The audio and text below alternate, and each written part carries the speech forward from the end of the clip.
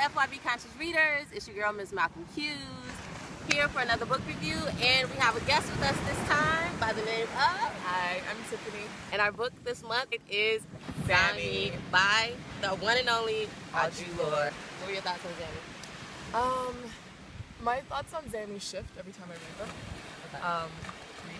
I remember being, I think the first time I read it I was about 16 years old, and it was circulated as like this black lesbian, literature that you had to get into, and I remember picking it up and not understanding it. I saw some of the random aspects of lesbianism. I was like, yeah, lesbian book, but other than that, it didn't actually unfold into something that was like beautiful and meaningful until a lot later.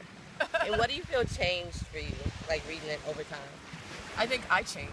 The book didn't change. I think where I am in my life changed. Okay. So it stops for her around like early 20s. What is it? Yeah, around like mid-20s. Mid-20s. Yeah. And I think the point of my life correlated to where she's at now, and some of the same struggles and desires and heartaches and yearnings, and it just resonated more. I think it's a good point to kind of go through and tell you guys what the book was about. Zami is a biomythography about Audre Lorde, and what that means is, so it's written by her, so you would imagine it would be an autobiography. However, she kind of writes it as an older adult about like her childhood experience to like young adulthood, and she writes it outside of herself in a sense, and it's kind of like mystical reality. So some parts we're not sure if she made them up, or whether or not they actually happen in the way that she records them. And then also there is some mysticism to it and like magic when she talks about it's the island. Let's say this wrong. Caracal. And what that has meant over time. So it starts out with her mother, and they have, I guess that best would be a tumultuous relationship. Yeah. But it's a fundamental relationship because that's her first like woman on woman dynamic that then gets like repeated and challenged and twisted in all her other lesbian relationships. All her other lesbian relationships with women. Yeah. But she talks about it with like the same eroticism, the same conflict. It kind of always keeps coming back to her mom for me. Yeah. I guess her first moment when she realized she had a desire for women was her best friend. I think it was her best. Yeah, we'll go back. We'll look for the name later. We'll look through that first one. But it was one of her best friends, and that individual actually ends up committing suicide, and I think that had a huge impact in the way she interacted with women later on, because that was someone she loved deeply, and she couldn't save her. Yeah. And I think... Yeah, she was troubled. Yeah, she was troubled. Yeah, it wasn't just... outside of her, and she had a quote that I really liked about that. Alright, so it was about her best friend Jenny, and she says that pain had become enough of a reason not to stay, and our friendship had not been able to alter that.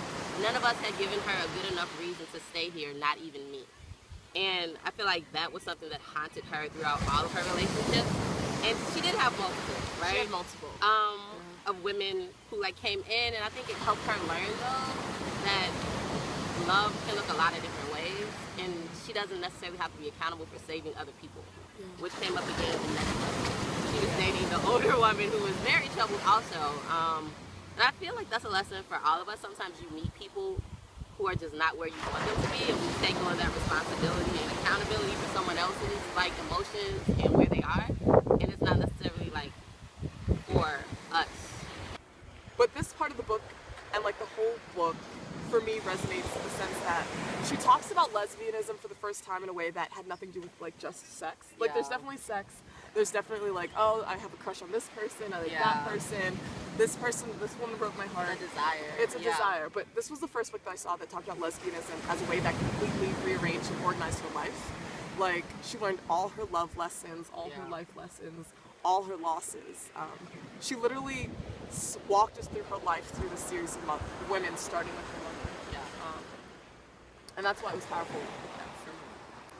I think a really interesting thing, like I was telling you earlier, was that for me it humanized her in a way that it hadn't been before. For me, she was this like figure that represented so much of like just the a like powerful lesbian that was confident within herself and was willing to like navigate that throughout society and academia by any means necessary.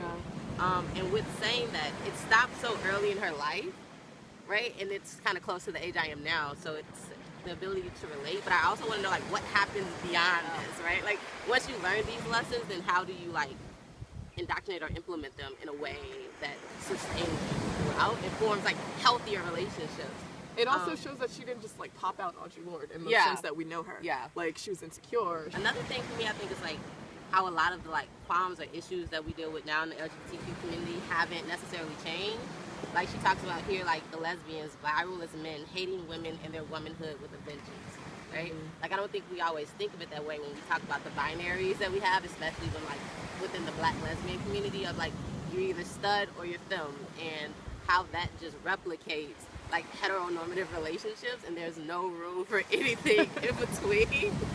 And that part really saddened me because like this was written so long ago, and we like to think that we've moved so far away from that. Like we have marriage equality and all these things now, but the fundamentals are still the same, and we still have that same like self-hate that isn't necessarily identified as such. So that was really profound for me, like I guess kind of shocking and saddening.